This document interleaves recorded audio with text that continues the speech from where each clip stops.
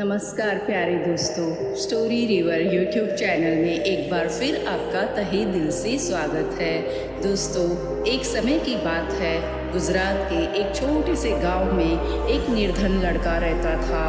उसके माता पिता नहीं थे। गांव में उसके पास आजीविका का कोई साधन नहीं था, परंतु वह बहुत बुद्धिमान था। अपने पिता से उसने काम की कई बातें सीखी थी। एक दिन उसके दिमाग में एक अद्भुत विचार आया। उसने शहर जाने की ठान ली। शहर जाकर उसने एक सस्ती सी दुकान किराए पर ले ली और दुकान के बाहर एक बोर्ड लगा दिया जिस पर लिखा था, बुद्धि का सौदागर, यहाँ बुद्धि बिकती है। लड़के की दुकान के आसपास फल, सब्जियां, कपड़े, जेवर, मेवे और रोज़मर्रा की चीज़ों की कई दुकानें थी। सारे दुकानदार उस लड़के की खिल्ली उड़ाते, भाई यह दुकान तो बड़े गजब की है, अब तो अक्ल भी बिकाऊ हो गई है। लड़का उनकी बातों की कोई परवाह नहीं करता था। वह दिन भर आते जाते ग्राहकों को आवाज़ लगाता रहता, आओ आओ, बुद्धि ले जाओ, एकदम खरी, सस्ती और उपयोगी, एकदम सही दाम, आओ साहब ले जाओ। लेकिन बहुत दिनों तक बुद्धि के सौदागर की दुकान पर कोई भी ग्राहक नहीं आया। एक दिन उसने दुकान बंद करने का निश्चय कर लिया। तभी एक धनी सेठ का मूर्ख लड़का उसकी दुकान की ओर से गुजरा। उसे समझ नहीं आया कि यह कैसी दुकान है, कोई फल या सब्जी होगी। मेरे पिता मुझे हमेशा निर्बुद्धि और मूर्ख कहते रहते हैं, क्यों न थोड़ी बुद्धि खरीद लूं? यह सोचकर उसने सौदागर लड़के से कहा, एक सेर बुद्धि के कितने पैसे लोगे? लड़के ने उत्तर दिया, मैं बुद्धि तौल कर नहीं, उसकी किस्म के हिसाब से बेचता हूँ। मेरे पास तरह तरह की बुद्धि है, सबका दाम अलग अलग है। आपको कैसी बुद्धि चाहिए? तो ठीक है, 1 पैसे में जिस तरह की बुद्धि आए दे दो।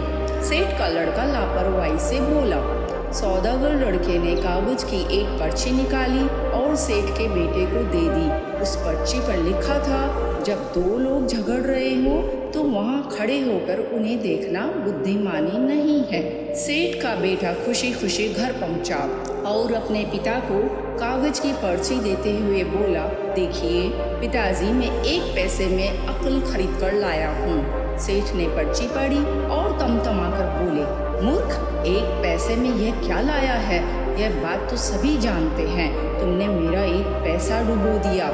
सेठ तुरंत सौदागर की दुकान पर पहुंचा और उस लड़के को बुरा भला कहते हुए बोला, लोगों को ठगते हुए तुम्हें शर्म नहीं आती?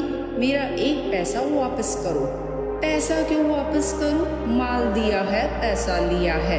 लड़के ने कहा, ठीक है, यह लो अपना कागज का फटा टुकड़ा, जिसे माल कह रहे हो। नहीं चाहिए हमें तुम्हारा यह माल, यह लो। कहते हुए सेठ उसकी पर्ची वापस करने लगा। पर्ची नहीं, मेरी सीख वापस करो।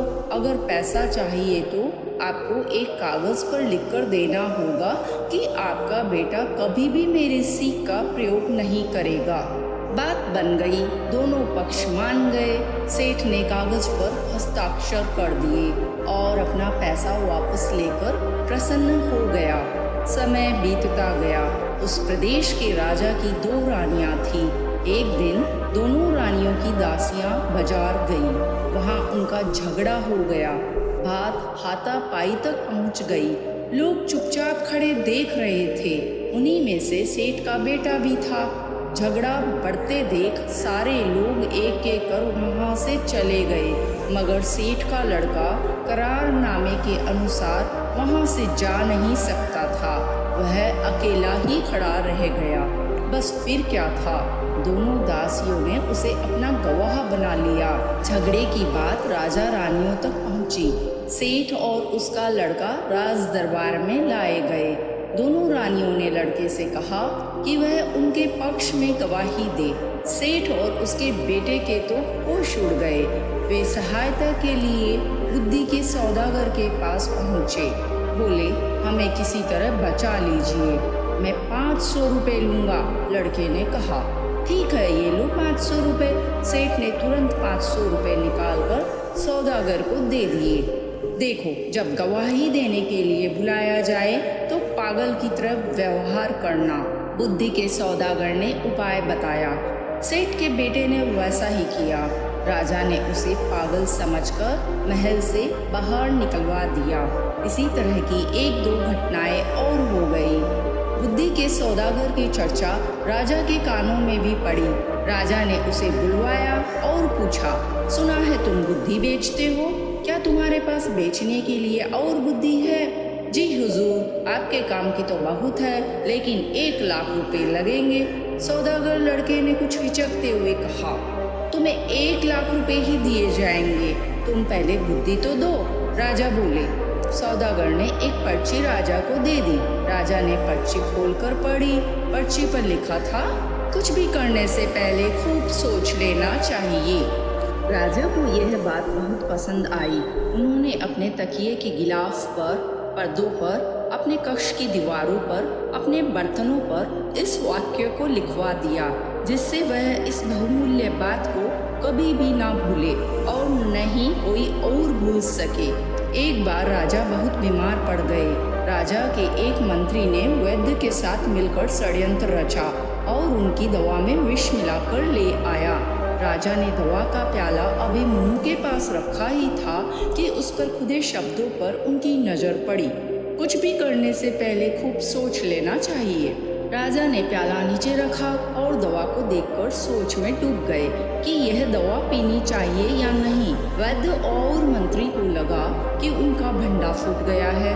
वे दोनों डर गए और राजा से क्षमा मांगने लगे। महाराज, हमें क्षमा कर दीजिए, हमसे बहुत बड़ी भूल हो गई है। राजा ने तुरंत सिपाहियों को बुलवाकर दोनों को कारागार में डलवा दिया। बुद्धि के सौदागर को बुलाकर इनाम में खूब सारा धन दिया गया और उसे अपना मंत्री बना लिया।